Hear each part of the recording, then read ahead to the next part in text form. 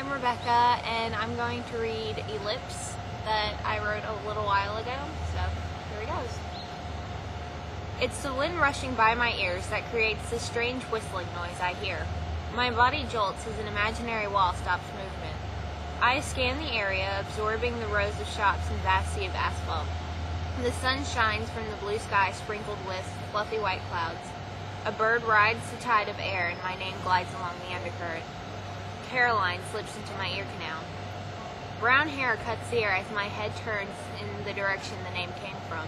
A girl looking to be my age of 19 is hastily walking towards me. I can't recall a name belonging to anyone with an oval face, green eyes, and shoulder-length dark auburn hair, and a giant smile made from tomato red lipstick. It's the Red Vixen hoodie with dark worn-out jeans with holes and white splattered paint that remind me who she is. Images of laughter, hardships, and love and peacefulness rush through my senses. Rachel erupts from my mind and mouth. It was strange that I knew this girl's name and had vague memories of incidents I couldn't remember clearly. Once she finally reaches me, her breaths are short little gasps. Those green eyes seem to ask a question which is emphasized by the tilting of her head. "Rachel," she asked. Her quizzical tone and speculative eyes hint that I said something wrong, but I do not get any more time to think about it. "You must be really mad at me because I'm late." She sighs and continues. "Look, I'm sorry, but I swear that it was not my fault. Dad decided that he's going to take my car and go boarding around town, coming home, who knows how late, with the gas tank empty. There is something squeezing the air around us, but because I don't really know what to say, it keeps squeezing until Rachel is prompted to ramble on some more. Why won't you say something? God, I said I was sorry, but I don't have the money for gas because I have to save for this lunch.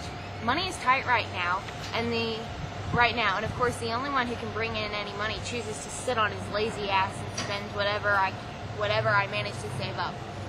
My blue eyes just blink in Morse code. "Damn it, Caro, but you can't seriously be this upset. What did I do now? What is wrong?" "Why does something have to be wrong?" I asked, still trying to figure out what exactly is missing from this puzzle. "You called me Rachel. You only do that when you are really angry. Otherwise, you would just call me Chili like always." Things start to mesh and fit together. "Oh, Chili," I start off with. "I'm not mad at you. I was just..." Slight pause as I think of an excuse. "Thinking about our lunch." I can tell by the slight tilt that she doesn't really believe me, which is okay since it's a lie. "What are you thinking about?" I glance around and see the side reading Sunday Grande, with a giant ice cream sundae beside the letters. "I don't really know if I want to eat here for lunch. I think I'm in the mood for Chinese." Her head is still tilted, and now her black eyes form a frown. "But it's Sunday." Her voice indicated the fact was something of great importance, but for the life of me I couldn't figure out why. "It's our tradition." Her words seem like a choke. Her words seem a little choked, while green eyes seem to start leaking. She swiftly turns away and starts heading back from where she came from. I feel cemented to the sidewalk and my heart rate accelerates. Emotionally, I feel as if my heart is breaking, which only adds more to the Everest of confusion. I sway forward with the intent to go to her, but suddenly she stops and turns back to me. Tears are left their trail down her cheeks, and the trail cuts gashes through my heart. "I don't know what got into you today, but I'm tired of this," she yells. "You tell me to take things slow, then to give you space. I go slow and give you space, only to have you slap me in the face and say that I don't do enough for you. When I come to you, all I get in return is frustration because you complain about everything that I say. I ask for space, and the only thing that happens is we argue. God damn it, but what the hell do you want from me?" More tears are spilled out of her eyes, and her eyes flash with the fury of this rage.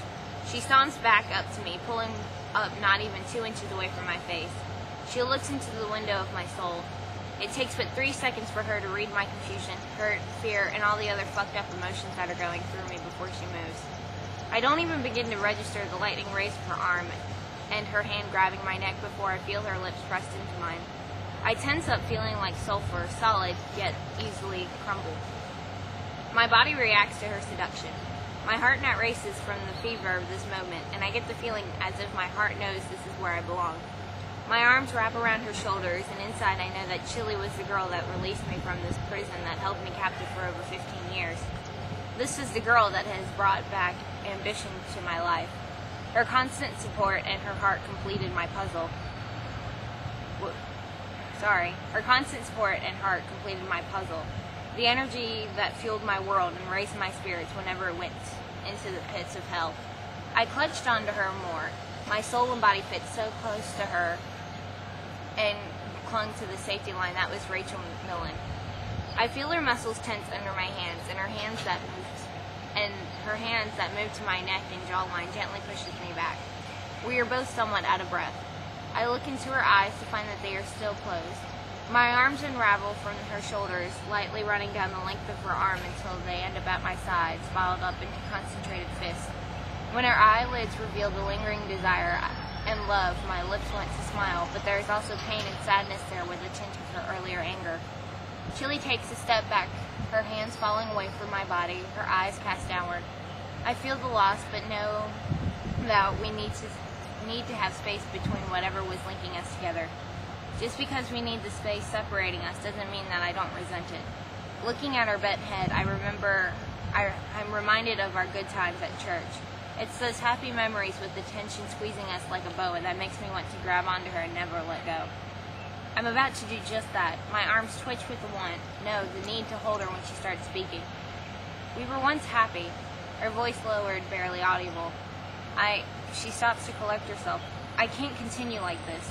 I love you, but you don't appear to return this sentiment. I love you, she repeated, but I can't do all this arguing.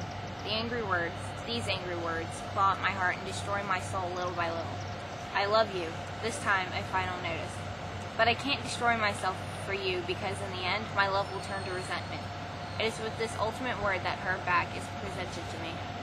My feet are glued to the ground, my eyes filled with the image of her leaving me. Chili was the strong one.